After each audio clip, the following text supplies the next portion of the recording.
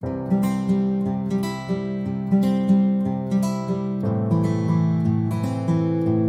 good morning, good evening, good afternoon, and welcome to the Virtual Heroes podcast series. I'm Natalie King, and I am the VA Confidence Coach. And today I'm delighted to introduce you to Georgia Watson, who is a copyright VA, but she specializes in publishing her own magazine. Woohoo! And I'm looking forward to hearing a bit about that. She's based in Suffolk in a village called Saxmundham. Hopefully I pronounced that right. So welcome, Georgia, to the Virtual Heroes series. So come say hi. Hello, thank you for having me, Natalie. How are you? It's great to have you here with us. I've known Georgia for a few years now. We sort of met at a networking event and we've worked together. We've messaged each other, and we've been trying to meet up for about a year now. Yeah. Dogs for a walk. And every time we get a date in mind, lockdown happens. Yeah. 3 times with us. Because she doesn't live that far away from me. But enough about that. One of the reasons why I'm creating this podcast is because there's a lot of misconceptions around VAs and what VAs do and whether it's a serious business or not a serious business. And this is a platform where I actually want to showcase the skill set, the variety of fantastic VA business owners that are out there. So my question to you is, what are some of the misconceptions that you've come up with or come against? That's a really good question. That's a really good question. I'm not sure really. I guess what sort of things that people are looking for or want your services for. I particularly specialize in copywriting, so I will do any type of social media posts, blog posts, writing for websites, press releases, anything like that. So my skill sets are very specific because my background's in journalism and marketing. But I think some people may think I can also do design, or I can also do websites and building those types of things, but that's not where my skill set lies. So I think it's just being very clear with people about what you do offer and what you don't offer, and then you can avoid any kind of misconceptions in that respect. Oh, thank you. So that's not one I've come up against. People just assume you can do more than you do. Yeah. So what do you think, or what can be done to combat this type of misconception? Yeah, I think being very specific about the type of services you offer. So I know, some VAs, they do a lot of different services. So maybe they'll do emails and they'll do, they'll keep people's socials updated, but they'll also do admin and they maybe do invoicing. But if you are very specific in the types of services you offer, make sure you've got price lists and you're very clear on your website and about what you do, just to stop any confusion. And often when I do start working with a new client, I'll send out a list of all the different services that I can offer people, and the starting prices, so that it's very clear what I will do and what I can't do. Oh, that's a good tip as well for any VAs who might be starting out or wondering how to do, is make it very clear what it is that you offer. Yeah. So what got you started as a VA? Because if I remember correctly, you've been doing this for quite a while now. So what got you started? Yeah, so my background's in journalism, so I trained in writing, fashion and culture, which was the most amazing course, and I wish I could do it all again. I don't think they even do the course anymore. They just call it fashion journalism these days. But yeah, so I trained in that, and then I did various internships at magazines in London and here in Suffolk. And what I loved about doing my internships here in Suffolk was that I actually got to write articles that would then actually be published, whereas in London you're very much making tea and doing biscuit runs. So yeah, I kind of decided that regional journalism was where I wanted to go down because I feel like I could make a real difference. So I then had to do a module at uni, which was about blog writing. So I was like, I'm going to write about Suffolk because, again, hopefully that will help me when I want to go into regional journalism. So that's what I did. I started my blog, which is SEE SUFFOLK, which is still going today. And I then went into regional journalism after uni and worked my way up there to become an editor. And at the same time, I was still running my blog as well on the side. So it was very, very busy, very busy. But it all paid off in the end, because people had started to come to me through my blog asking whether they could feature on it and whether their businesses could, pay to be on there. So that it was at that point that I decided to leave my job to focus more on that, which is what I did. But at the same time as doing that, people would then say, oh, well, how can I have a blog for my own website, and how can I use social media to promote my business? And because they could see what I was doing. So yeah, the idea for my business, which is called Bloom Content Creation, came out of that business, really. So it was kind of a double-edged business, really. They kind of feed each other, which is really nice. So yeah, it was quite an organic process, and I can kind of offer all the services that I learned throughout my career working in journalism and marketing. So writing is definitely up your street then. This is something that you're passionate about, but it's great how your business has just evolved through a opportunity more than you sitting down thinking, okay, what can I do? You've created your business around questions that people coming to you and asking, can you do this, or can you help me with this? That's fantastic. What are some of the common stumbling blocks that you've come across, or maybe other VAs you've noticed other VAs coming across? That's a good question. I think pricing is always a challenge. I think in any business, it's especially when you're starting out. And I think as women as well, we really struggle to price what we think we are worth, which is a whole thing in itself. And yeah, I think especially with VAs, I mean, I don't think there's like any particular starting point as to say this is what you should charge or anything like that. And it's exactly the same with content writing. You have to work out how much you think you're worth, and how much your experience is worth. Never kind of underestimate the fact that if you've got qualifications and if you've got experience in things, that puts you above other people. So yeah, I think pricing is always a difficult one and a stumbling block for people, because when you're packaging something for a client, you always forget like the admin time, like the time that you're going to be doing emails, the phone calls, the Zoom calls, and you almost have to factor that into your packages. And if you go over that, say, this is the amount of time we have for meetings. If it goes over, this is the cost per hour or something. Yeah, I think that's a big one. And having marketing time for yourself as well is a I still find this. I think I was speaking to Natalie about this. We had worked out that I needed to have like half an hour each day before I even look at my own emails. That's my own marketing time. Yeah, that's always difficult, because you're so busy doing everybody else's jobs or client work, that you never then have the time to do your own business development and your own self-development. So yeah, I would definitely recommend to people to try and build that into your week, that you've got your own time to work on you and your business. It's a good idea. It's like mechanics never having time to work on their own cars, but they can work on everybody else's cars. And that's just something that I have noticed with other VAs.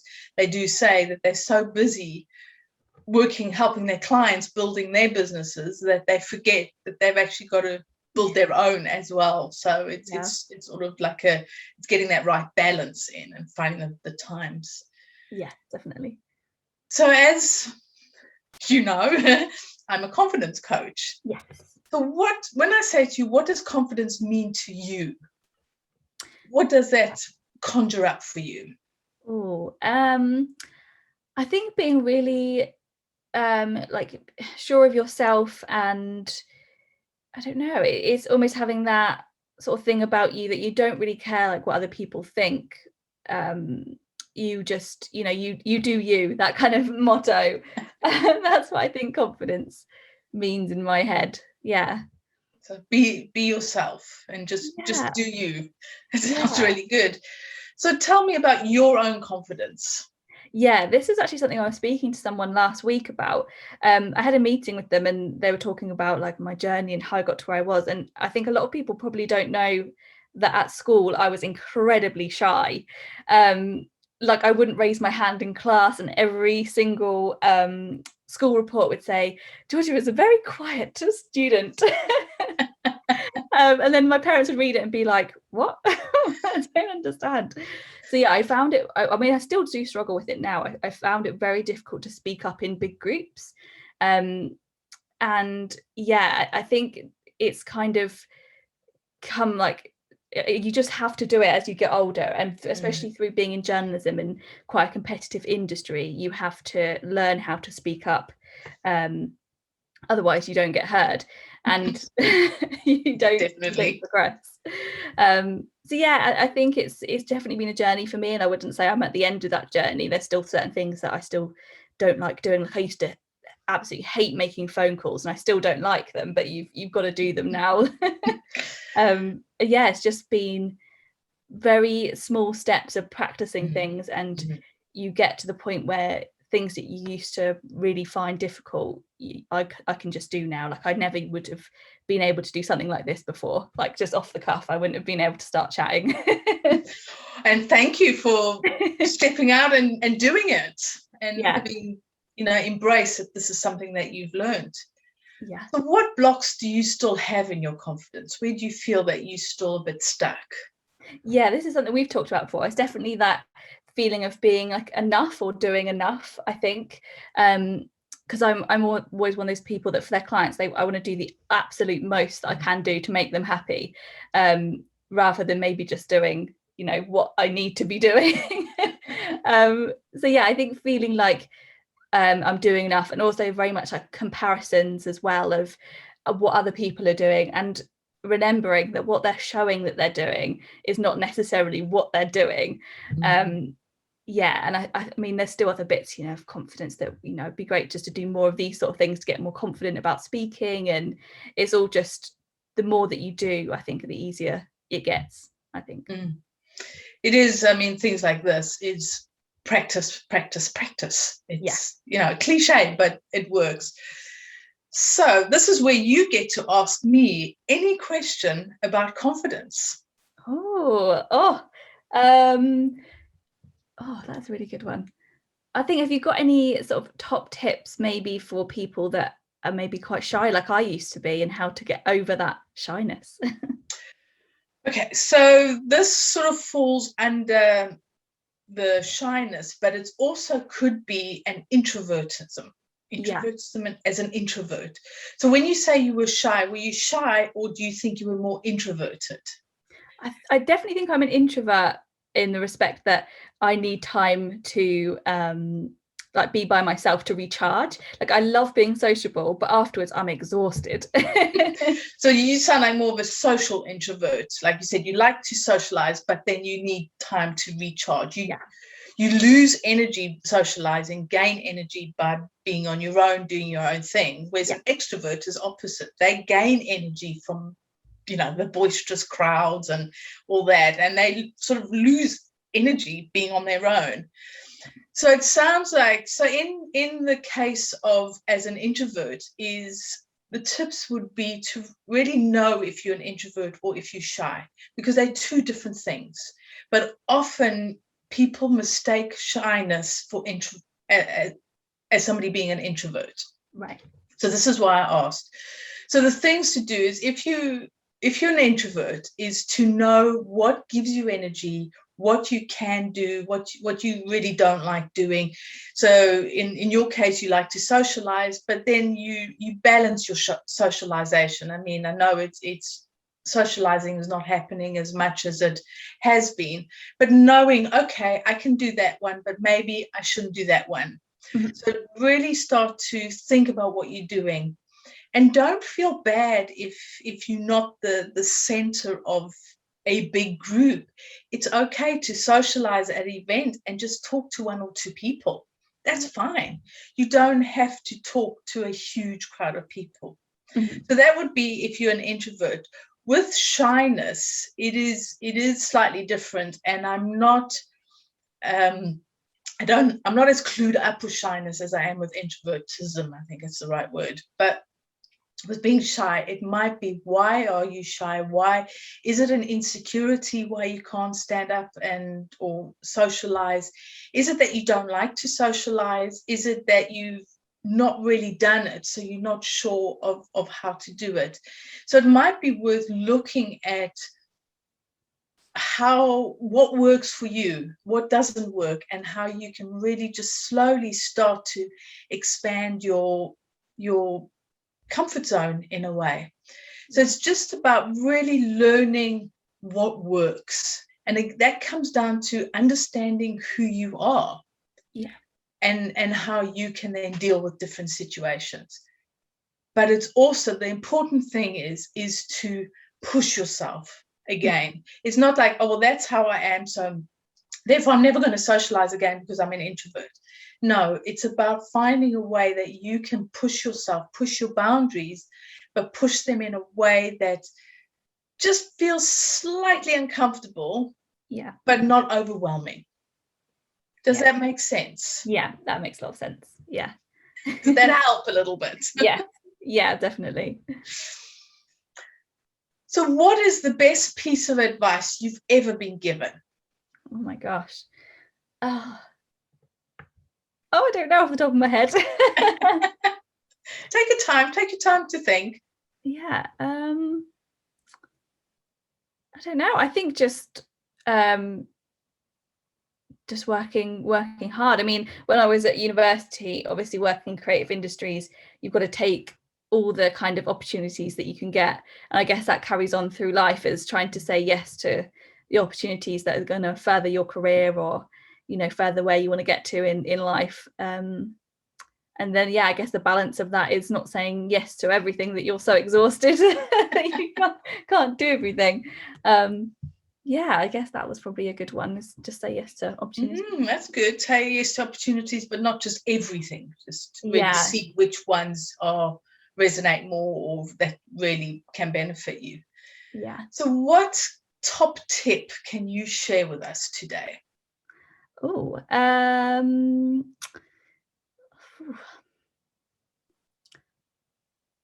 I mean, do you want it to be sort of as in like business wise or life? Any tip you feel the need to share?